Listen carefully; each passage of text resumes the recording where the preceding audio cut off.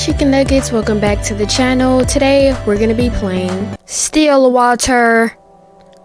This is a work of fiction. The resemblance to any real life people is purely coincidental. This is can consist of pictures of horror and mature themes, violent and strong named. Viewer discretion is advised. Caretaker. I'm sorry, but I can't stay here anymore, Nina. Who's the caretaker? I feel like I'm going crazy. Calm down. If we can just talk it out. So many strange things keep happening one after another. Every day there is this dripping sound. I thought it was just something leaking at first, but I check every faucet, every ceiling, everything, and still, I hear it everywhere, constantly echoing in my ears. Please listen to me. Oh, but the water. That dang water. Water? Yes, it's everywhere. Pools of it are all over the house, and every time I try to mop it all up, another will appear. There's no end to it. But it's at night. It's at night when it comes. What are you talking about? I hear someone or something walking along the hallways at night. Maybe it's just my grandfather. No, Nina, it's not him. I thought it was, but it's not. But I've seen it. That thing. Okay, Nina, you need to come take care of your own father. The caretaker is freaking out. She's seen that thing.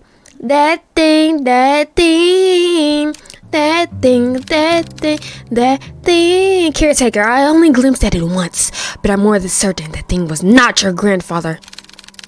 Ever since that night, I would lock my door and pray it would walk past my room. I don't know what's going on, but I swear it just keeps walking. Always walking on pools of water. Sometimes I hear them randomly. Their steps are erratic and faint, but I can still hear them. Just this steady pace up and down the halls. But I think recently it's no longer like that.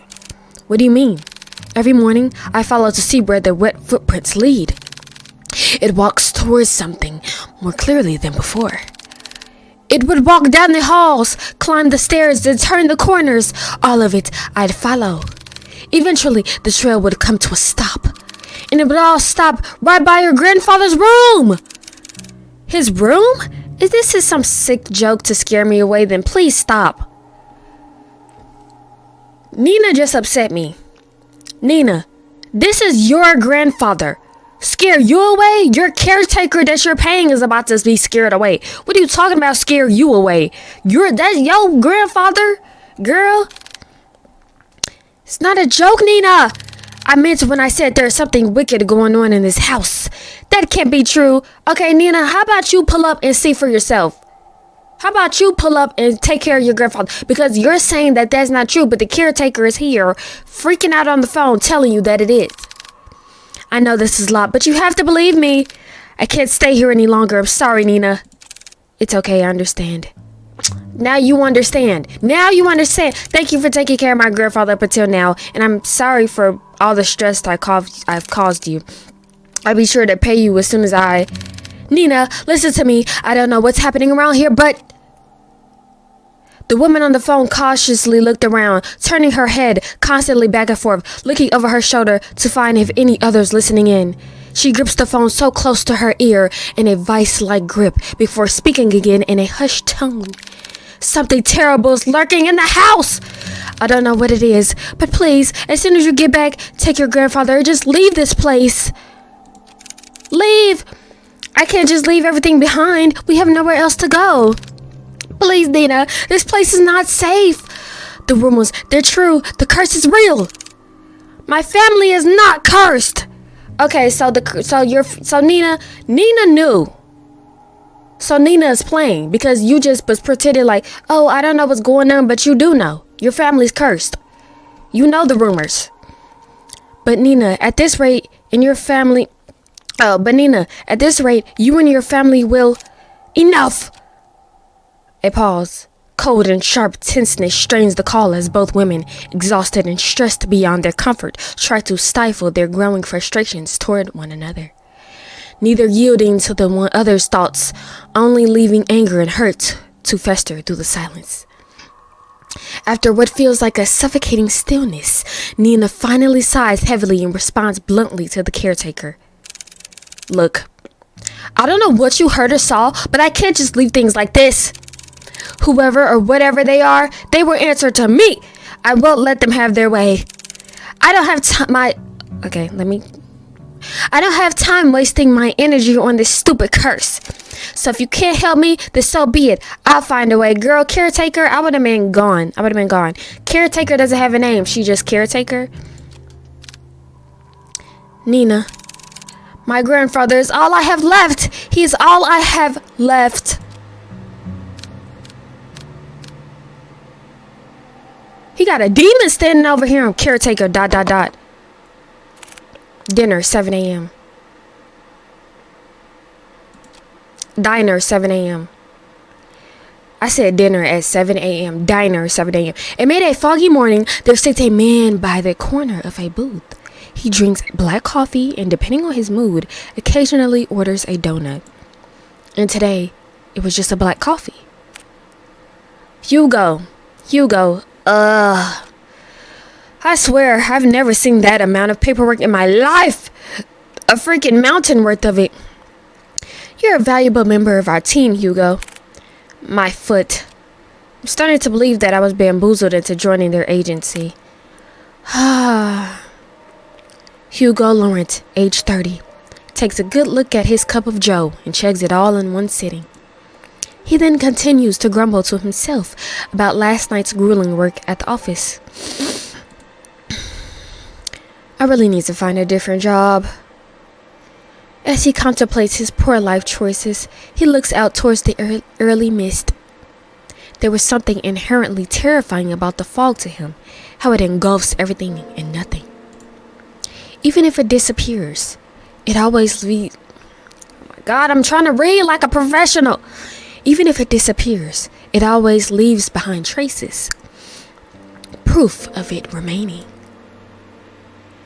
Even in a quaint little town like this, I can't even run from my fate, I guess.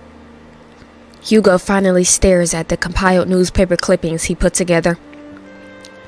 Some of them from recent events, but mainly all were past headlines of missing person cases. No matter how many times I see this, it's still just as hard to look at. Fixating case after case, he can't help but remind himself that there is no reason for all this. An all too personal reason. Seeing strange things come with a price. In the end, I'm the one doing this to myself. Sounds rough. Mind if I join ya? Join Kia? An annoying, familiar voice interrupts his train of thought. He slowly looks up to see the one responsible, although reluctantly. Oh, he's cute. Good morning, Hugo. Hugo scowls and turns away from him. He then gathers the files and shoves it back into the binder. Meanwhile, the tall man takes this as an initiative and sits at the opposite end of the booth. He greets the waitress passing by and orders himself the hefty body breakfast special with an extra plate. That sounds like something I would eat. Hefty body breakfast special, so he got a hefty body. As usual, the waitress is happy to oblige and goes back to the counter to relay his order. How do I save? The man then looks back at Hugo. He sees the empty cup and the now jumbled newspaper clippings. All the while, Hugo is trying to ignore him. You really should eat something with that black coffee. He should. Drinking coffee just straight and you don't got nothing in your stomach? I thought coffee made you go boo-boo. So if coffee make you go boo-boo and you don't got nothing in your stomach, I don't think that's good, Hugo. Not ordering any donuts today? I'm fine, Noah. I'm just not in the mood today. Okay? Oh, Noah. Not even a little? There is a momentary silence between them before Noah disturbs it once more. Well, too bad for you. I ordered a big breakfast for the two of us. Two? Oh, is those... Oh, okay, hold on. This breakfast looks good, but no coffee. I don't like coffee. I drink tea or water. Tea or water or orange juice. This is potatoes. Pancakes, 2 sausages, 2 bacon, 2 eggs. That's delicious. As if the world could grace Noah with an even more perfect punchline, the food arrives and that food looked good. Why would you order for the 2 of us? Just eat what you want to eat. Don't worry about me. Why is he so grumpy? I'd hang out with Noah. I like Noah. Wow, McCain Masarap. Right, Hugo? Are you even listening to me? Come on. We both know that if you don't eat now, who knows when you will, and I'm not about to let you faint again. So open wide. Ah. Noah de Leon, age 27, a natural-born charmer, is also the only person in the world who lovingly threatens him to eat every day. With a pensive look, Hugo finally gives in and eats the generous spoonful without further complaints. That breakfast looks delicious. It's good. Right? Good food would always help cheer you up. Damn him. I got swept away again. Oh, by the way, the chief will be out for a business trip. She mentioned it would be for a couple of days. When did she tell you this? I didn't hear anything about it. Yesterday, I think. Yesterday? She told me to sort out the cabinets yesterday. She didn't even mention anything about a business trip. I guess it was a pretty sudden one. Well, I mean, she did tell me to tell you. And look at me, I know where you go every morning. You know what? I'm not surprised anymore. Well, what do you want to do? We technically have the day off. Aw, why you so grumpy? You need to get like him. He's tan and happy. I'm gonna head back to the office. There's a couple of boxes I didn't get a chance to sort out. In that case, I'll come with you. Why? You could just rest for the day. And pass up this opportunity to get to know you better? Quit it. After their enlightening banter, the 2 of them finish their breakfast, pay for their meals, and head to Hugo's car. As Noah opens the door to the passenger seat, he notices a bloodhound sleeping inside. The big dog stirs at the sound of the car opening and lazily stares at Noah. I'm sorry, big guy. He then closes the door while trying not to make too much noise to disturb its occupant. Hugo. Kobe? At the sound of his name, his heavy-lidded eyes slowly peek to see who calls for him. I think I knew somebody that got bit by one of these, and his leg kept bleeding like it never healed.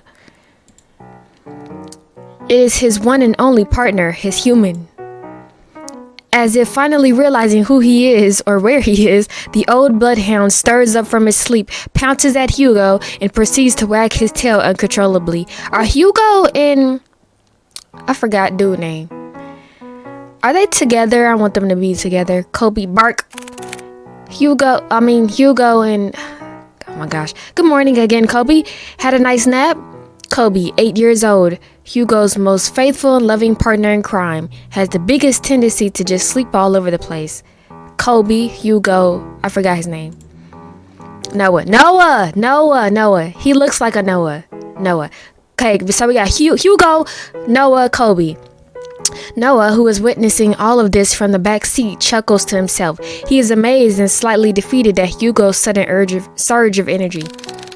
Aha! It doesn't matter how many times I try. When it comes to boosting up his mood, no one can beat Kobe. Agency, 7:50 a.m. The 3 head back to the office. The space is just the same as Hugo left it. A decent, organized mess. To his credit, for the amount of boxes he painstakingly went through, he believes he did a fair job. Albeit, it could have been better. Wow, you really outdid yourself, Hugo. It looks less crowded. Ah, shut it, will you? I said I was gonna get to it. Thanks, boy. Before Hugo could continue to give deserved head pats, he notices someone. A woman stands timidly peering outside from the storefront. She looks a bit frantic and even more restless with her disheveled and ill-fitted clothes, drawing emphasis to her already too visible petite frame. The woman tries to grasp the door handle several times, but stops before she could touch it. Her brows furrow, agitated and distressed about something. So much to the point it is preventing her from just simply reaching out for help. However, when she finally makes eye contact with Hugo, she immediately rushes in. I'm so sorry. I know that the close sign is up, but I saw you come in and Are you alright, miss? I need your help. My grandfather... Okay, so this is who we was talking... what's her name? Nina. My grandfather, he... Before she could continue explaining, Noah swiftly cuts in front of Hugo and intervenes, in all too practiced manner. It's okay, miss. We'll hear what you have to say. So please, why don't you sit right over there? Look at his face. Look at Hugo. Noah gestures to one of the empty seats at the other side of the office. The poor woman hesitates for a moment. She clutches desperately to the strap of her purse, her eyes focusing apprehensively on them and at the gestured seat. After mulling over Noah's offer, she quickly glances back and nods. The woman then walks towards the corner of the room and sits at the edge of the sofa. Her posture is weary and tense, giving no sign of comfort for even this brief moment of peace. Can you start off by telling us your name? I apologize for earlier, Nina. Her name's Nina. I'm usually a bit more composed than this, but I guess I'm failing at that too. My name is Nina Mortimer. Mortimer! Isn't that off Sims? Hello, Miss Nina. My name is Noah de Leon. I am one of the assistants here. That big guy next to you is our other lovely assistant, Kobe. And the one brooding over here is private investigator Hugo Laurent. I'm not brooding, I'm just tired. And our chief is away on business, but I think we can still accommodate you. So, how can we help, Miss Nina? For just a moment, Nina appeared a bit more lax, more hopeful. Did y'all listen to the musical score come in? Maybe even relieved from this warm welcome. However, she once again tenses up.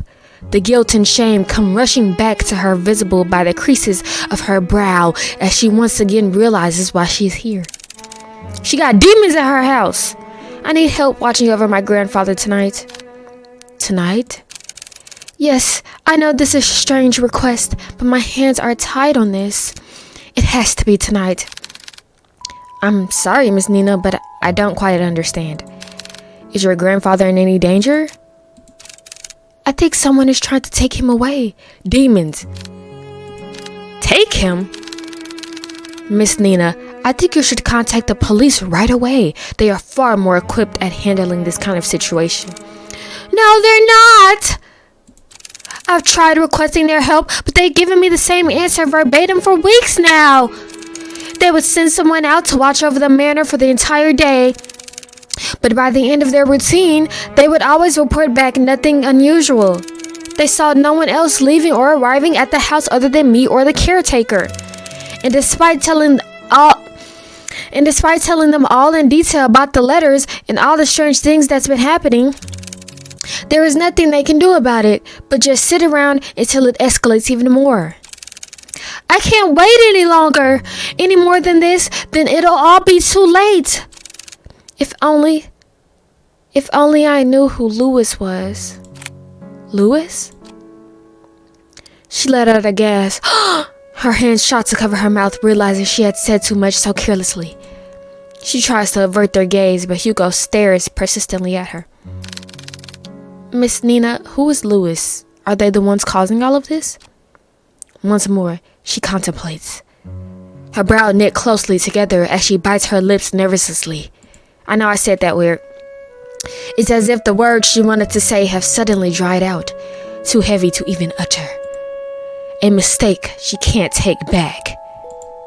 Before the silence stretches further, Noah speaks to Nina with a gentle and reassuring tone. Miss Nina, I know it's scary. All of the things you've mentioned to us so far, no one should ever have to experience. I'm struggling with English today. Especially by themselves. And I assure you, we'll listen to all of it. I promise. Wild and manic eyes search deeply at them, trying to desperately trying desperately to discern any doubt or mistrust on their faces. However, all she sees are people who are willing to give their time to simply listen to her, to actually help her. From this alone, Nina looks to the side, which her purse is, and opens it. Tucked inside one of the pockets, she takes out a single, slightly crumpled envelope with a pigmented red wax seal pressed in the middle. At a glance, Hugo can tell right away that this letter appears to be a bit more worn out and antique. And yet, despite its delicate form, it remains well preserved, well kept. It's as if the letter itself was untouched by time, forever waiting to be opened. Grandfather has been receiving cryptic letters for the past month now. The letters didn't come with an address or the name of the sender. But this one is different from the rest. This had the name of Lewis on it. As she hands over the letter, Hugo notices her hand slightly shaking. Nina is still avoiding his gaze, but he knows she is trying in earnest. But before he could reach out his hand, he senses it. A faint shift in the room, unnoticeable to the others, but all too glaringly clear to him. It's folks whispering in my ear. There's something very wrong with this letter. It's a demonic letter. Suddenly, Hugo recoils his hand away in pain, like being struck with something sharp, so spontaneously, so memorable that even if the pain disappears within seconds, a hint of it remains. It's a demonic letter, bro. Something so small akin to a prick from a rose's thorn. I don't like the whispering, or more like a paper cut. Are you alright? I'm sorry, I didn't mean to hurt you. That's because it's a demonic letter. Any demonic movies, when they be reading a demonic book, it always cut them. Try to get your blood. No, I'm fine, Miss Mortimer. It's not your fault. It's not your fault. Hugo stares squarely at the cut. A thin red line starts to form slowly by the top of his index finger, trailing down and stopping just above the first crease. A red so clearly visible, it's taunting. That doesn't look like a normal paper cut to me. Let's get you a Band-Aid. It's fine, Noah. I don't need one. But, really, it's fine. It doesn't even hurt that much. Noah takes one good look at him before sighing exasperately and sitting back down in his chair, still eyeing on Hugo's hand. Hugo shrugs and returns his attention back to the letter, but this time, luckily, nothing happens. Yeah, because the demon knows that you're on to him. The demon, they can't help it with the first time. But then they kind of calm down, like, okay, you know what I'm saying? They noticing that I'm a demon and I'm here, so let me calm down a little bit. That's what it is. It's not whispering no more either. Y'all notice that? For it to reach all the way out here with just a letter alone is truly terrifying. Carefully, he removes the content of the envelope and unfolds it.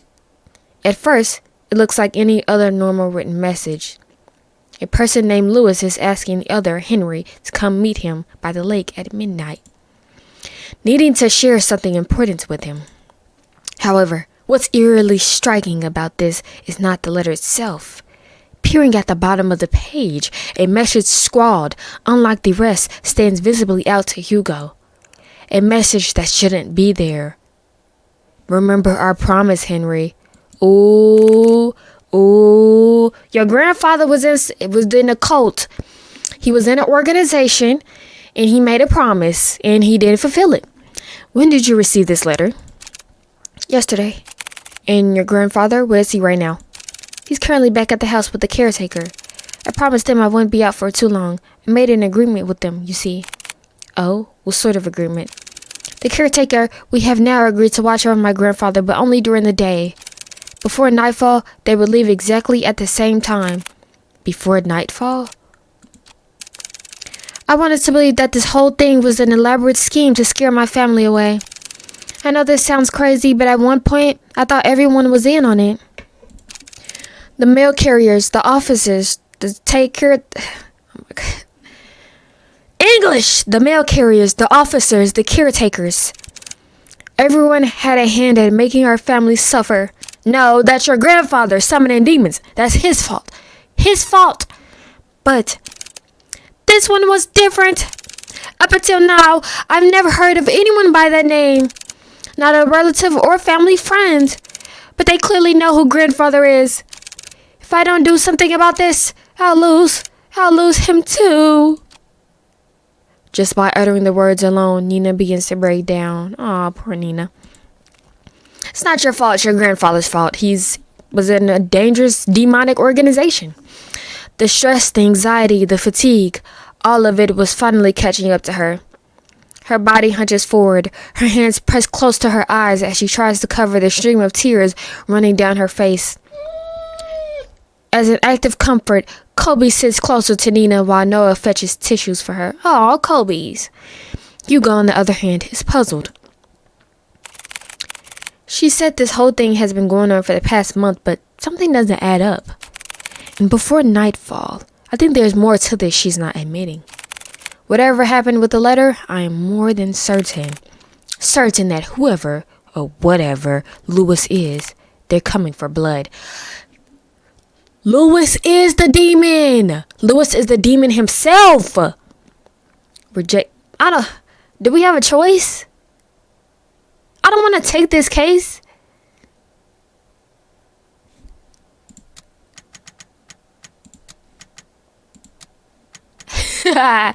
Boom. Reject the case. We're going to reject the case first. Hugo casts his face downward to stare directly at the ground in front of him, unable to look at Nina. The burden, the solitude, the madness. Hugo knows all of it too intimately. He suffers the same conflicts that weigh heavily on her mind. We're going to reject it at first, then we're going to accept it. And yet, in spite of this, it is too much for him. Like walking along a tightrope with the ground void and unclear, vast and empty and dark. So very, very dark. No, I can still do it. We can still do this. Do y'all hear it? Do y'all hear it?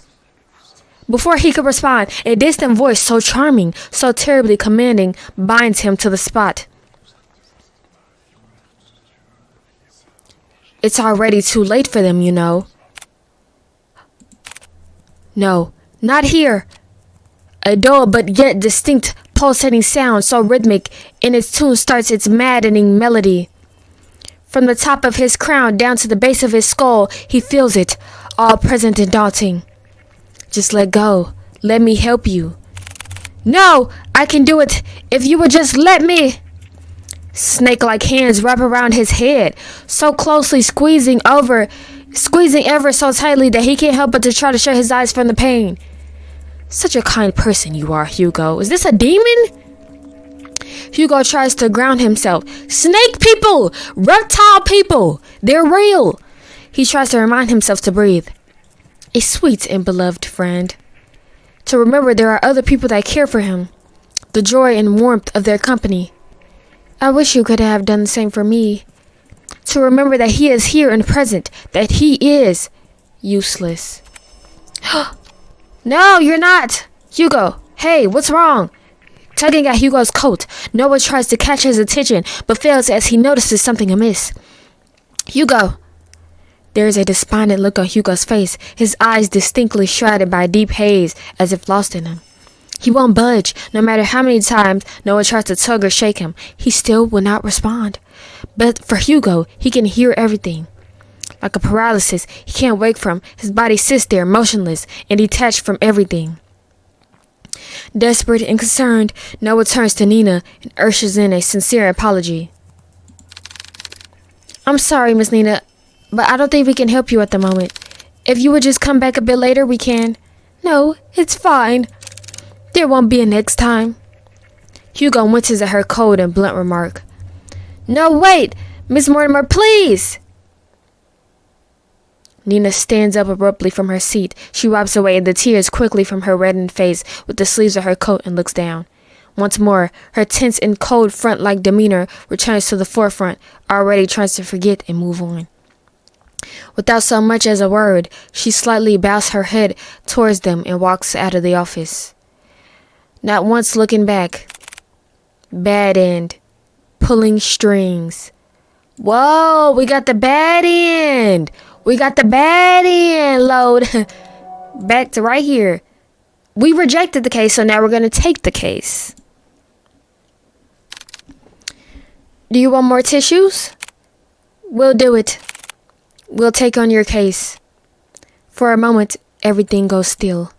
Their eyes and attention are solely directed at Hugo, whose eyes have a certain glint to them, now unwavering and more determined than ever. So he got like a demonic attachment on him? What Hugo got going on? Before anyone else speaks, Nina stands up, wipes away any stray tears from her face, and walks up to him. You'll take it? Hugo simply nods. Thank you, thank you. You don't know how much this means to me. We're glad to help, miss. Nina, just call me Nina. Well, Nina, we'll do our best. Nina smiles at Hugo and Noah in gratitude, her eyes renewed with a faint gleam, a hope that maybe things will change for her and her family for the better. However, before heading out, Nina reaches into her bag once more. She takes out a small piece of paper and a pen and hastily starts jotting something down. I best be on my way now. I'll let grandfather know ahead of time you'll be coming. 4970 Church Street. And you on Church Street and you still got demons? That's a powerful demon. Also, this is my address. I'll be sure to greet you all when you arrive. And thank you again, truly. She politely bows to them and walks out of the office, already reaching into her purse for her car keys. Hugo watches his desk as she goes to open the driver's seat. Nina looks back at the office window and takes one last look at Hugo. She waves slightly at him before finally pulling out of the parking lot and driving off. Once out of sight, Hugo turns to look at his cluttered desk. Still messy, but presentable. I guess I'll have to sort these out later again. Car, 5:30 p.m. From the ongoing downpour to the quiet hums of the car, they sit in silence. Still miles off their destination, Hugo constantly checks the rearview mirror to see any passing cars. But it was only them on the road. Noah, who usually chats his ear off by now, leans quietly against the car door as he looks out to the passing streetlights, reserved and distant. He hasn't said a word to Hugo since they left the office. Hey, you're a lot quieter than usual. What's wrong? Ha, what a surprise. Have you been looking at me, Kya? No, you idiot. You usually just talk a lot, that's all. So, do you miss me talking? Just say it. Do you believe her story? What? Given all the things she's told us, do you think she's telling the truth? Yes, I believe her. Or at least, I believe she hasn't lied to us. But you know, I can't shake this feeling that she is hiding something. Bro, I swear, Nina. But they say we got the bad end and we rejected the case. I don't know. We gonna see. Like if she left out certain details on purpose. Also, why does she have to travel this far out of town for a private eye? Surely there must have been another far closer to her home than ours. I just don't know how to explain it. As expected of you, Hugo. Are you making fun of me? No, not at all. I'm just admiring your observations. I didn't want to offend Nina earlier, so I kept quiet until she finished. But her last name caught me off guard. Huh? Have you heard about the Mortimers? They're a pretty distinguished family that own the esteemed fishing company. Mortimer from The Sims. Mortimer and Bella Goth. Well, they used to, I believe. They have yet to name an heir. What do you mean? Shouldn't it naturally go to Nina? It should, but I don't know. From what I heard, each time they try to name a successor, that relative mysteriously disappears. Yeah, they own some other stuff, for sure. Gone without a trace, or so anyone thought. Their bodies would soon turn up months after. Yep, demons. Demonic organizations. And you know what's strange? All of them have been labeled as accidents by the local news. No foul play, just another unfortunate loss for the family. So she's not in it? They must not have let her in it, because she would be gone by now. They've been struck with so many tragedies that over time, people began to believe that they were cursed or something. Cursed. I think I can understand why she wouldn't go to the police again. They most likely thought she was seeing things and went along with the procedures just to keep face. But deep down, they must have thought she had gone mad. I can't imagine all of this for Nina. And most of all, who knows what we'll find there. Is that why you decided to come with me? Well, partially. I'm more worried about you, though. Aw. Me? Why? Think of it this way. I'm the appointed driver. When you decide to do some pretty reckless stuff, I'll be there to drive you to the local hospital. Besides, 2 is better than 1. Exactly. I was fine with Kobe coming with me. Why the dog just scared me? I forgot about Kobe. Kobe! Well, have you heard that 3 is better than 2? Mortimer Estate, 6 p.m. Whoa, look at this big old house! Passing through countless dirt roads and steep cliffs, the estate can finally, it is an estate, can finally be seen beyond the evergreen. Nestled away from prying eyes, it stands tall, magnificent, and classic. Truly, a rarity only afforded to the privileged. This is a big old house, and yet with all its opulence, it looms from a distance. Hugo and Noah could only gaze at the sheer scale of the manor. Its grand stature topples easily over the dozens of houses they drove past. Wow, look at the size of it. I could never imagine seeing a house like this in person. It's almost too surreal. Come on, she's waiting for us. Immediately after exiting the driver's seat, a sudden sharp pain weighs heavily on Hugo's chest. Grasping tightly at his coat, he begins to gasp for air. His vision hazes as he leans close to the car, trying desperately to ground himself. Like a fish drawn out the sea, he desperately heaves. It's the demon! That's what that is! And whatever he got going on, the air in his lungs, escaping too quickly, burns as he feels his throat start to strain, drawing tighter and the more he breathes.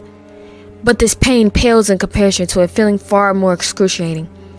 Is it the house? No, something far more sinister. He feels it. Someone is watching him. Something. A piercing gaze fixed on him, like leering at a bug and waiting to strike. We'll be together soon, Henry. What the heck? Dang it already! I need to hurry, or else. The demon! The demon! I don't get what's the big deal. Like, why can't we just let the demon take him? You better not get in the middle of the demon. Hey, are you alright? Noah calls out to him, snapping him out of his fixated trance. Colby nudges his head against Hugo, whining with concern over his partner's well-being. Did you hear that just now? Hear what? That voice! It was so close to my ear, It was the demon. Is everything alright? Nina! What type of demons y'all got up in here? Oh, I'm fine. Don't mind me. I'm just a bit winded out from the trip, that's all. I'd be happy to make you tea at the very least. If it's no trouble. No, not at all. It's the least I can do. Once again, the subtle uneasiness from Nina surfaces. Nina, you better spill the beans. What's going on here? Just tell us. But before Hugo could get a chance to look further into it, she walked up towards the front porch without saying another word. Are you sure you're alright? You sounded like you were choking earlier. I said I'm fine. Besides, we're already here. We can't back out now. I wonder what's going on with him. Like, he can sense demons and different energies. When we got the bad ending, it was something else that he is used to. Like, it was like an entity that has been around him before. Listen to me. I think you should. Noah abruptly cuts his lecture short as he notices Nina stopping by the front door. She stands by the door, silently, contemplating something. It's just like before, but this time she seems even more anxious. Whatever unease she tried to mask earlier became more apparent the minute they walked closer to the front door. I haven't been quite honest with you, Detective. Spill the beans! Spill it! Just like before, as if carefully choosing her next words, she decides that in this situation, words are not enough. You'll see for yourselves what I mean. And with that, Nina enters the house, leaving the three to follow behind. Girl, I don't have time to see what you mean. Tell me right now before I enter the house. Because when you enter something with an entity there, it's too late. So you need to tell me now. Hugo's about to enter through the foyer when he feels a tug on his arm. Don't forget what I told you. If something happens, let me know right away. You'll be the first to know. And with that, Noah releases his grip on Hugo. They proceed to head in, not knowing what awaits them beyond the door. Greeted with a brightly lit hallway, Hugo noticed immediately that the interior is just as grand. Adorned with floral accents and antique furnishings, the house itself exudes the word elegance. A classic and rustic charm with the walls, floorings made from the finest wood, the demon was standing right there in the beginning in front of him. Hugo couldn't help but gape when he walked in. However, he notices something even more distinct than the splendor. Behind the seemingly perfect veneer, an unsettling air wreathes throughout the house, leaving no room for doubt that the inside is far more terrifying than the outside. Please come this way. Bracing themselves, they enter the dimly lit drawing room. I don't have time for dimly lit. You need to turn the lights on. At first glance, Hugo could not discern the silhouette situated in the far corner. Only the sparse lighting from the window pierces through a fraction of the room's darkness. However, as they approach closer to the silhouette, Hugo now understands the reason for all of Nina's unsettling vagueness. Grandfather, we have guests.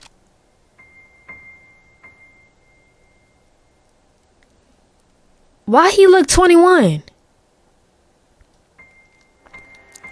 Sitting on the armchair is a very young man, not much older than Hugo or Noah. He is dressed modestly and shares none of the imposing presence of the manor. No, rather, such luxury does not even remotely reflect on the man before them at all. It's as if the flow of time has stopped only for him, while the rest had continued changelessly drastically without him. Just like the letter, timeless, delicate, and jarringly out of place. Staring only at the window, the young man sits there dazed with little acknowledgement of the people around him. Still motionless, like a doll. Grandpa, these are the people I spoke of. This is Detective Laurent and his two assistants, Kobe and Noah. They're gonna help us. What? Even after introducing them to the head of the Mortimer estate, Hugo and Noah could not help but feel unnerved. The man before them is supposed to be frail and older than any of them, and yet he remains forever unchanging, forever young. They've come a long way, so I'll be making some tea. Would you also like some, Grandpa? He does not reply back, nor does he glance at Nina or anyone else in the room.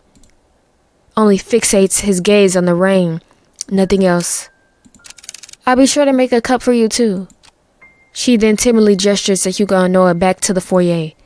Bearing more questions, the two follow Nina outside. Yeah, but y'all definitely doing something. But before they leave the drawing room, Hugo takes one last look at the young man.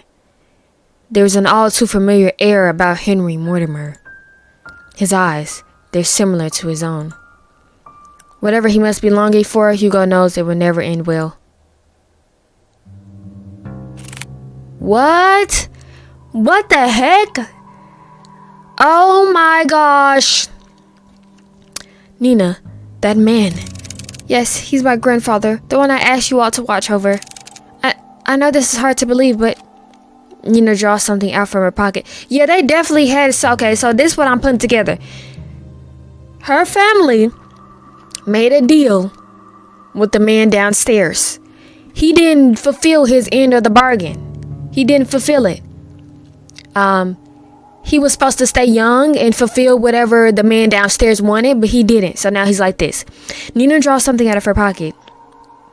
It's an old picture of a handsome man with slick back hair wearing the finest of suits. The gentleman of the picture has a different air to him, one of wealth and power. none of which reflects at all on the current Henry Mortimer. It's almost as if looking at two different people. This isn't much to go by, but believe me, they are the same person. Then why does he look so young? It happened a few nights ago. I was on my way to get a cup of water when I heard a loud thud coming from my grandfather's room. I was worried that something fell over, so I went to go check. When I opened the door, I found him collapsed on the ground. I rushed to help him up. When I did, he looked so different. He wore the same clothes that my grandpa wore that night. And his face, I recognized his face. He looked younger. So many things were rushing through my head at that moment. And yet I knew he felt familiar to me. I know it sounds bizarre the more I talk about it, but that's what happened. Oh, you know what I think? I think that the demon made him younger to make him a vessel so he could take over his body. Whoa. That was also the same night I found that letter. It was next to him, already opened. I'm sorry again for all of this. No matter who I went to, they either said something was wrong with me or my family. Well, there is something wrong with your family, honey. With everything going on, maybe they're right. The pools of water, the letters, Lewis, and now this? I've been ignoring the signs for years and just blindly hoping things can get better if I try finding solutions on my own. But that's not enough anymore. Maybe my family is really cursed. No, they're not. Curses aren't real. Detective? I think we easily get too involved in believing that sort of thing exists. In truth, the ones who fixate on it make it their reality. Rumors, doubts, lies, all of those things are what they want to become real. Deep-rooted emotions like that can't possibly be healed or fixed right away. But like a curse, those emotions drag other people down with them. Facts. Personally, I think you were caught up in all of this. But I assure you, we'll see this through. Yeah, I think Nina's innocent. I don't think she was in the family. Like, he's clearly was rich and, you know what I'm saying, was with the man downstairs and talking to him still and, you know. For you and Mr. Mortimer. Thank you. Good. Now, our first priority is to find out more about Lewis. Nina, the letter you showed us back at the agency. Do you have it with you? Ah, yes, it's here. Do you mind if I borrow it for a bit? I'll be sure to give it back. Of course, but what are you gonna do with it? I've searched everything on that letter and I still couldn't come up with clues. I'll be using it as a reference or a guide, if you will. I'm afraid I can't discuss too much of the process, trade secret and all, ha ha ha. Of course. I'll check upstairs. Noah, you and Kobe check the ground floor. Why do Caucasian people always do this? Don't split up. Stay together. Got it. Before they leave to do their own investigation, Hugo grabs a hold of Noah's shoulder. He leans in close enough for Nina to not hear. Keep a close eye on Mr. Mortimer and Nina. Especially Nina. I don't want her to be dragged any more than she already is. So whatever happens, keep her safe. Hugo, you... Fine, but remember, yell for me, okay? I know. Thank you, Noah. I'm counting on you. You too, boy. With a final nod at them, Hugo then goes towards the staircase and heads upstairs. Noah stares for a moment longer at Hugo's back before he disappears into the first floor. He then turns to look at Kobe. Well, it's time we get to work. Right, Kobe? Investigation start. The objective is to look around the area for objects to proceed the story. Use the arrows or the arrow keys to move to a different area. Outlines will appear on the clickable object. Okay, on the top right is the hint, but okay. Mr. Mortimer still sits motionless by the corner of the room, his gaze never leaving the rain. That's creepy AF. Creepy AF. Anything else? A delicate arrangement of violets and white roses. They seem to be fresh and fairly new. An old rotary dial telephone. It looks like it's still in good use. A large bookshelf stands to the entranceway. It contains a couple of photo albums and a few phone books. Frames decorating the walls are covered in white sheets veiled with a thin lining of dust on top of each one. Wow, there are so many paintings covering the walls. Are there more like this all over the house? Yes, my grandfather commissioned many back in the day. But sadly, he doesn't do that anymore. So he was old, but then he turned young. Nina, I can't help but notice these paintings are covered. How come? I did that. I covered them up for my grandfather's sake. For his sake? Yes, he was pretty obsessed with them, you see. There were times when he would mutter to himself and would just stare at the paintings for days on end. It worried me so much that I had to cover them all. Since then, he hasn't stared at any of them. He just sits quietly looking outside. I see. About the paintings, I also noticed that they all have a similar theme. They all had water in them. I know this isn't a coincidence that you've told us before, but if there's anything you know, anything at all, then please tell me. Noah, can I ask you a question first? Sure, go ahead. Do you believe in mermaids? Mermaids? I don't suppose I do. Why? Casting her gaze on the floor, Nina anxiously fidgets and tightly clasps her hands together. She then briefly sighs and continues. Why she still got her purse on? And her coat and stuff. Well, there's this story, or rather more like a fairy tale, that my family has passed down. A fairy tale? Yes, well, it feels like one to me. It was about a fisherman who fell in love with a mermaid. Every day and night, he would go out by... Let me get some water. Hold on. Every day and night, he would go out by the shore to gaze at her beauty, but one day she vanished, leaving him confused and heartbroken. Determined, he would sail many seas for a chance to see her again. Sailing from coast to coast, new lands beyond and back he would go.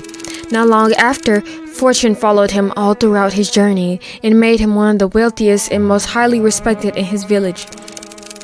However, despite all the wealth he gained through his travels, he never found the mermaid again. She would only be a dream, nothing more. And that's the end of the story. It doesn't end happily, but I guess there was a lesson behind all of it. I just never understood it. What do you think happened to the mermaid? I know it's an exaggeration, and yet I can't help but wonder. It's hard to say. I just feel bad for both of them. To be honest with you, I'm not a fan of sad endings. If it were me, I would wish the fisherman and the mermaid could see each other again. Or at least that's what I think. Even if they weren't meant to be with each other? Yeah, I think so at least. I wouldn't want to imagine going through a journey all by myself.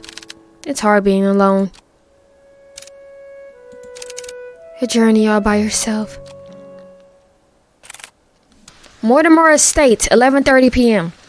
After searching vigorously through each of the rooms, he knew his findings would eventually lead him here. This is it.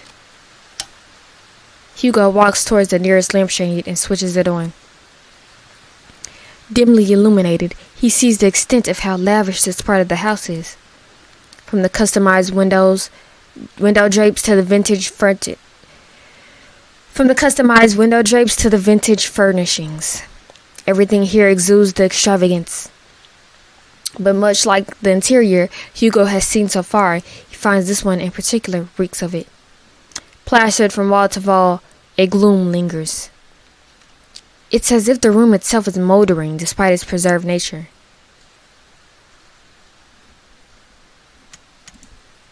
A classic wooden chest lies at the foot of the canopy bed. Its lock still firmly holds, safeguarding whatever's inside.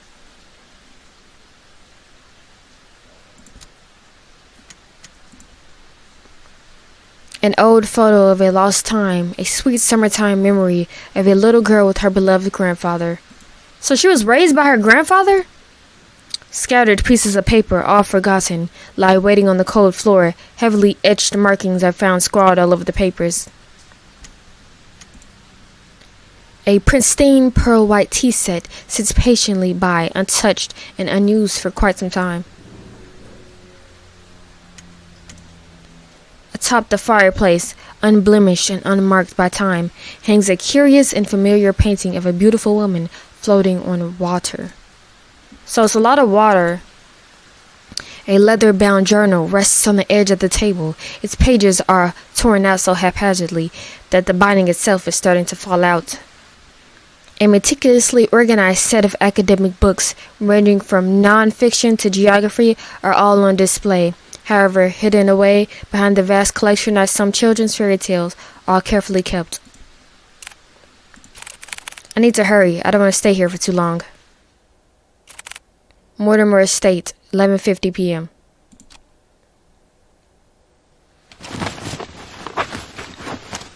What are you doing? He searches and searches, and still there is no sign of Louis. To Hugo, even if there is a fragment, a singular thread to that person, to their real selves, he could find them. But there is nothing.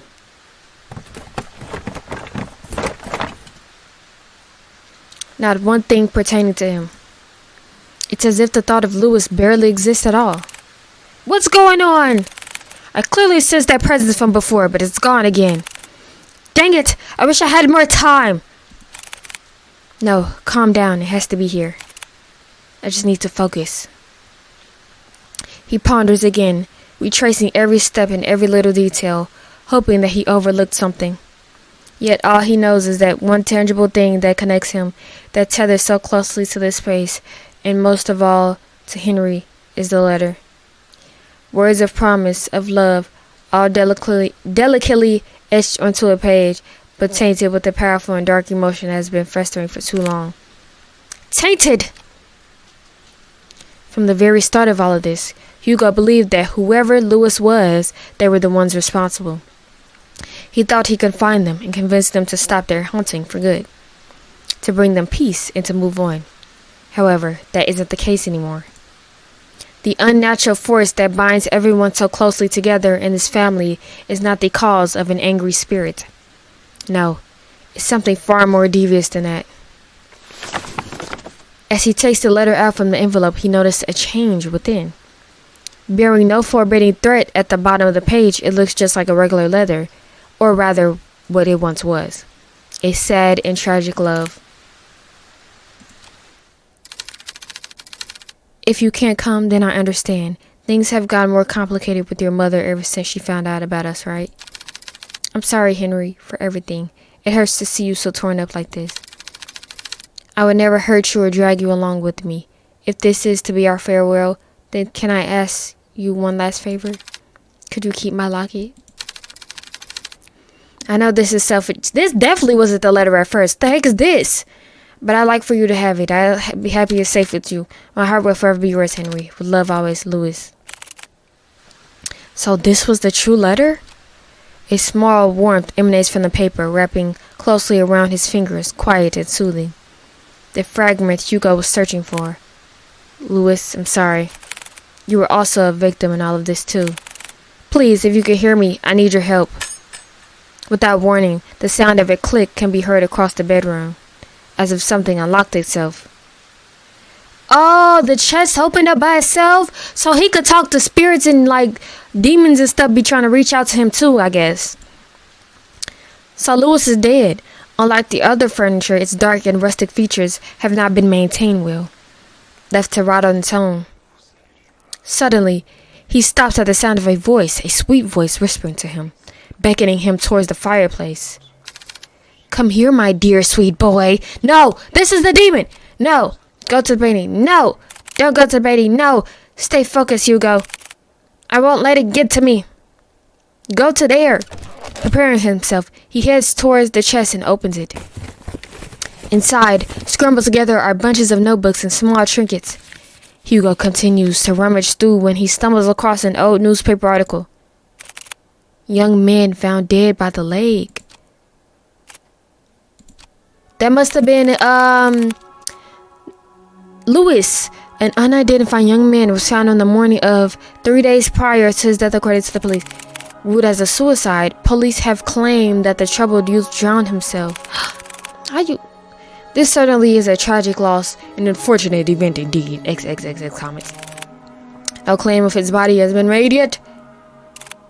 Louis. Yep, that's Louis. By the corner of Hugo's eyes, he spots a bright glint buried beneath the clutter. He reaches for it. A locket of brilliant gold shines unblemished, retaining a timeless luster. Inside, it safeguards a picture of a young man with glasses, smiling brightly. That's Louis! This must be the locket he was talking about. It's so pretty. I'm surprised it still shines like this. In this picture. Did he put this here? No, it might have been Henry. But why would he store it away like this? What should I do? We're gonna take it. I should probably hold on to this for now. Take it to him, please. Louis? A gentle but distant plea echoes in Hugo's heart. A forgotten ache of yearning and regret grips him deeply. Feelings not of his own start to rise like small ripples on a pond, wanting to be found again and remembered. Don't worry, I'll bring it to him. I'll make sure of it. Hugo's about to put everything back in the chest when he feels a wet and cold sensation crawling up his leg. What? Water? A pool of water relentlessly spreads across the floor, already seeping into the chest. Dang it, no! Suddenly, the lights shut off. A scream is heard, followed by a myriad of shouts. Hugo is about to call out to Noah, but stops at the sight of pale feet before him. Pale feet? Who is that? Looming over him stands a tall and ominous figure. His face is shrouded in complete darkness, devoid of any human emotion. The demon don't want us to take the locket, but Louis wants us to take it. It appears as a young man, but Hugo knows it's far from it. No, this very thing is trying to imitate a human form, trying to be human. Hugo could only stare back. Paralyzed with fear, he is forced to watch the horror as it slowly creeps towards him. It's just like before, the sensation of someone staring at him from within. But this time, it's drawing nearer. No! Lurching ever so closely. The words to call out to Kobe or Noah fail to reach out. Lodged in his throat, he struggles in pain. With his breathing shallow, he tries to force his body to move. No, and then it stops, looking down at Hugo, filled with nothing but malice and contempt. It speaks. Don't get in my way. Don't get in my way? The demon is pissed off. All of a sudden, the door to the bedroom slams shut and the entity disappears. The tension from his body finally releases its agonizing grip. He gasps desperately for air. Who is that? Is that Louis? Who is that? I'm confused. I'm so confused. His vision blurs and his breathing is haggard. He staggers towards the door. He yanks the handle several times, but it's tightly jammed. Oh! Noah! Kobe! To his dismay, he is only greeted with silence at the other end of the door. Dang it!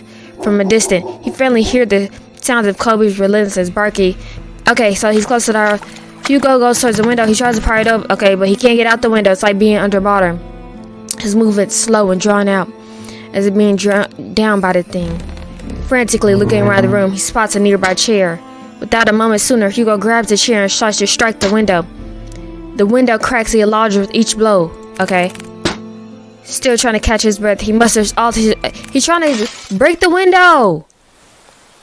Clearing out the remaining glass shards, Hugo peers his head out to see any... Oh my gosh, this is so long. I'm tired of reading. He discovers instead that the wall adjacent is covered in ivy. He reaches out, grabbing a handful of vines. He climbs down. He struggles to find his grip on another, but feels, I'm getting too old for this. Although his body screams out in pain, he forces himself up. There's still time. I can do this. I have to do this. With staggering feet and haggard breathing, he makes his way to the place where it all started. To the lake, where this tragedy starts and ends. Lake. He don't know what time it is. Finally, entering through the park, Hugo calls out to Kobe and Noah. Kobe, Noah, where are you? You left the house. What are you talking about? He hears faintly the sounds of barking and echoes of people yelling in the distance. He rushes towards the echoes, guiding him through the downpour. With his heart racing and blood rushing to his head, He finds his way to the lake. Drawing closer, he sees Nina giving chase to her grandfather. Unfortunately, she doesn't get too far as Noah stops her.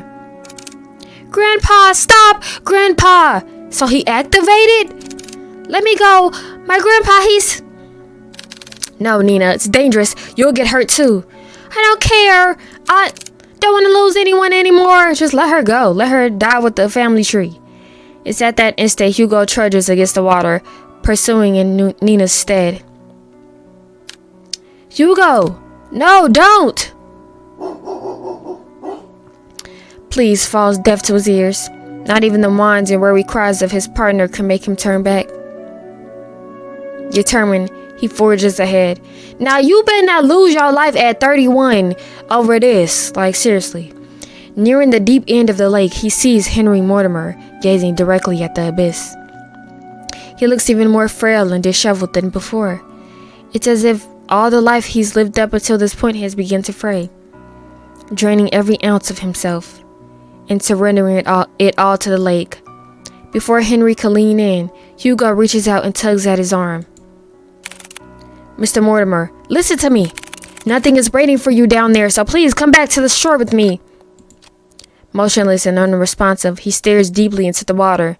So he just got up and ran? Like he just got up and booked it to the lake. The haze over his eyes is still obscure and persistent. There are so many things we cannot afford to lose in our lives, and you're one of them. To Nina, you're all she has left. She needs you, Mr. Mortimer. Hugo felt it. A slight jolt from Henry's arm as if stirred by the mention of Nina. He slowly turns to face Hugo. Nina? However, just as cruel and violent as the storm, Henry jerks back, wrenching his arm away from Hugo's hold on him. Give him the locket! No, this is all my fault. If only I got to Louis sooner, then none of this would have happened. He was waiting for me, was patient with me, and yet for all the things he's done, I chose my family over him. He's gone because I didn't pick him. Henry backs away from the shoreline. Mr. Mortimer! His manic eyes never straying away from Hugo as he keeps his distance from him. Louis, I'm sorry. I was the one who dragged you in. Would you hurry up and give him the locket? This story is about to upset me. Like, you deserve so much more. And I wished. Henry struggles over his words. He clasps tightly to his shirt, his throat dry and taut from all that he has bottled up. From all those repressed and silent years of just waiting for this curse to finally take him. I wish I had gone with you that night, Louis. Sir, even if you still covet that wish, it wouldn't resolve anything. Not for you or Louis.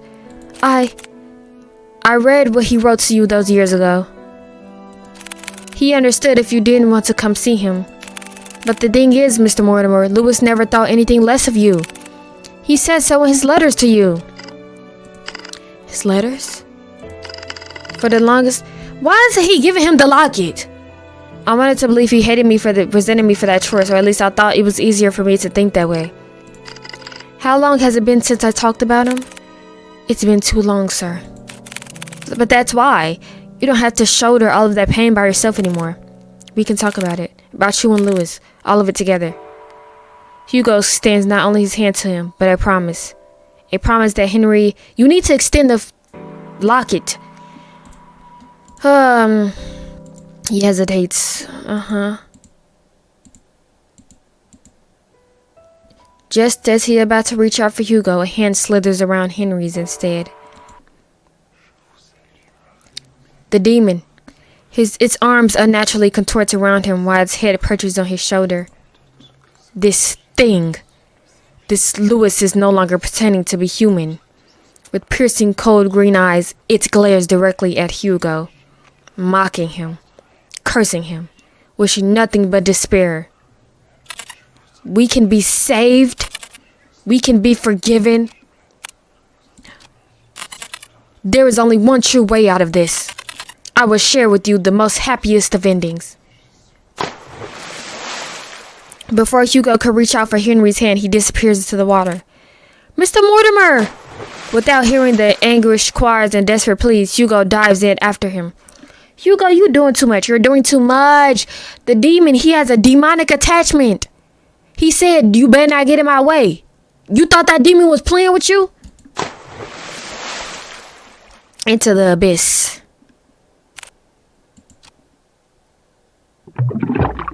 Plunging into icy waters, Hugo feels shocks running rampant through his body. Let me save.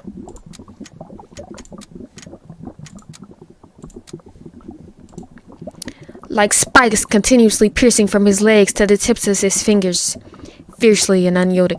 How are you gonna save him when he got a demon wrapped around his body? His chest tightens and his heart races as he begins to kick his legs. Maybe if you had given him the locket, like the first time you seen him, this wouldn't have happened. Hoping whichever way he goes, he'll find out his way to Henry. Did he give it to him or am I tripping? Swimming deeper and deeper. As he finally gets closer to Henry, long snake-like arms reach out the void and grab Hugo's neck, violently squeezing all the air out from him. Yeah, what you thought was gonna happen. He tries desperately to wrench his hands away, but with each struggle, Hugo's movements begin to weigh heavier and heavier. Lewis, where are you, Lewis? It's looking for Lewis? Digging deep into his coat pockets, he grasps tightly in his hand the locket that Henry kept and had long forgotten. Yeah, like, what are you doing? Holding it out, it shines so brightly in the dark. Ah, there you are. It releases its grip on Hugo and instead reaches out for the locket. Taking this as a chance, he drops the chain and kicks it with all his might to grab Henry's arm. With his heart and body screaming in pain, he swims desperately to the surface. Almost there. I just have to... As the lights from the surface begin to blur, Hugo makes one last attempt to reach for it. With his limbs worn out and his energy spent, this is all he can do. Before he loses his consciousness, he notices a figure swimming towards them, getting closer and closer. And then everything fades to black. You see, if you would have just given him the locket when you first walked up, this would have never happened. Drifting along with what feels like an endless sea, Hugo courses through wave after wave, not knowing where he's going or caring for that matter. All he knows is that he's very, very tired. How long has it been since he's had a good night rest? It's been too long. Maybe I should take that rest now. I like that so much. I agree that you deserve it, but not here. I'm sorry for startling you. I just want to see you one last time before I go. Lewis? You've done so much for me and Henry. Okay, so this is the real Lewis. I can't thank you enough. No worries. I want to thank you, too, for watching over me. And also, I want to apologize for my remarks from before. I really thought I had things figured out once I found you, but you know how that turned out for me. It's alright, really. After all this time, I didn't think anyone could hear me. Especially Henry. Lewis, I was worried about him for a long time. He always wanted to keep me away from his personal struggles, to keep me safe from them. But I was too stubborn for my own good. Honestly, I don't regret it. Any of it. Even if I can no longer reach out to Henry. Fate weaved this thread back to you, our tangent connecting us once more to this very moment. And for that, I'm forever grateful to you, Hugo. You're welcome, Lewis. From a far off distance, Hugo hears a voice crying out to him, beckoning for him to return. Well, they're waiting for you. I guess they really are, huh? Take care always, Hugo. You too, Lewis.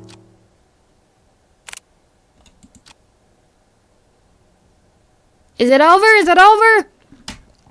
With his eyes closed and his senses still returning, he feels the constant tugs and licks of a certain bloodhound. Whining as he tries to wake up his partner. Hugo! He also hears another familiar voice, too unknowingly close for comfort. Eyes shot right open, he jerks up. Confused, Hugo looks around before he coughs up the remaining water in his lungs. Are you alright? Noah starts to pat his back while Colby continues to whine over Hugo. What happened? Where's Mr. Mortimer? He's safe, so is Nina. They're both okay. The police and the ambulance should be arriving soon. Thank goodness. Isn't there more you have to say to me? Instead of thank goodness, I swear you don't listen to a dang word I say. I'm sorry, Noah. Exhausted, he let out a sigh. He then continues to pat Hugo's back aggressively when someone approaches them. Detective Laurent? Oh, Nina. There's someone I want you to meet. Okay, so he's back elderly again. Behind her stands an elderly man, frail in stature. He timidly looks to the side pensively as he ponders to himself. Although his youth has long faded, his eyes are what catches Hugo's attention. They're no longer a piercing and vicious green. So he did have a demonic attachment or demonic possession or whatever. Only eyes just like Nina's. Hello, Mr. Mortimer. Detective. I never got the chance to say goodbye to him. I always thought about it every day. What if Louis lived on in this world? What if he stayed a little longer with me? It's because of that constant mindset I dragged everyone down. And I kept hurting not only me, but Nina especially. I was the one who kept hurting her, the one to blame for all of this. But you, someone that I've never met, still went out of your way to save me. Not knowing my burdens or my faults. Thank you. Hugo reaches out to Henry and smiles brightly at him. It's my pleasure, sir. Explain yourself further. But before he lets go, Henry tugs at Hugo's hands one last time. I hope that someday you too will overcome it. Cause he got something going on too. The next day, 8 a.m. Well, good morning, Hugo. You're bright and early. Morning. With so much fervor, hates writing on his notepad. Are you writing up the report? Without looking up, Hugo responds back. Yeah, for the most part. You still need to write yours too. I will. But since I haven't had breakfast yet, and I don't like eating by myself. Yes, that big ass, good ass, delicious ass breakfast. Let me guess. 2 is better than 1. Bingo. Wow, Hugo, you're really catching on. I'm so proud of you. Oh, shut it, will you? I swear, if only you had fallen off from the window, maybe my report would have been shorter. Before Noah could begin to cut the bacon, he pauses at the mention of Hugo's report. Oh, yeah, by the way, mind telling me what happened to the Mortimer's window? I broke it. Well, that's obvious to me. What I don't understand is, why is it broken? Do you know how much it costs to repair a window like that? I know, it was really dumb of me. Sorry. He had no choice. Besides, I told Mr. Mortimer about it before we left. Honestly, I was expecting an earful from him. And also the bill. And, surprisingly enough, he said it was okay. He better not give me the bill. You gonna give me the bill when I escaped a demon. In your house. So what, you just called it a day after all of that? Thank you so much, Mr. Mortimer. You broke it. You pay for it. Would you chill? Of course I'll pay for it. But each time I keep insisting, he just shrugged it off. Said that we already went through a lot for them. Yeah, y'all did. Like, you tripping, Noah. So this was nothing in comparison. You know what? He's right. After all we went through, we deserve at least a nap. But before he could walk away, he stops and sees a familiar person walking towards the storefront, carrying something with her. Good morning, you two. Just barely a foot through the door, a certain bloodhound stirs up from his resting spot and makes his way towards Nina. Aw, good morning to you too, Kobe. Good morning, Nina. Morning. What brings you here this time around? Is everything alright with your grandfather? Yeah, he's doing pretty well, actually. Even better than before. We talked so much last night, I hardly slept at all. But honestly, it's been a while since I last spoke to him so freely like that. I hardly felt tired at all. That's wonderful to hear. But there's something else I want to ask the both of you for. To put it bluntly, I need your help. What do you need? Oh my gosh, I thought this was gonna be over.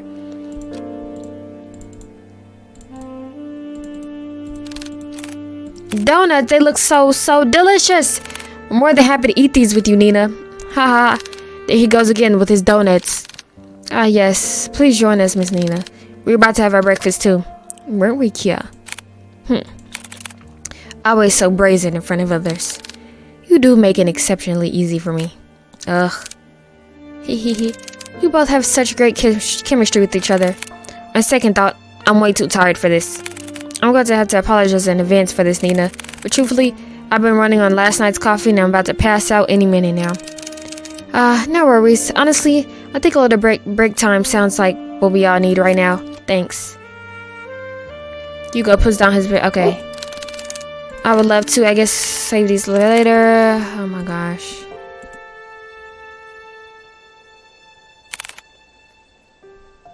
Hugo, I'm getting old. Aw, they're so cute. I mean, you are old. Shut it. This is really nice. Aw, good boy, Kobe. Nina coos at him.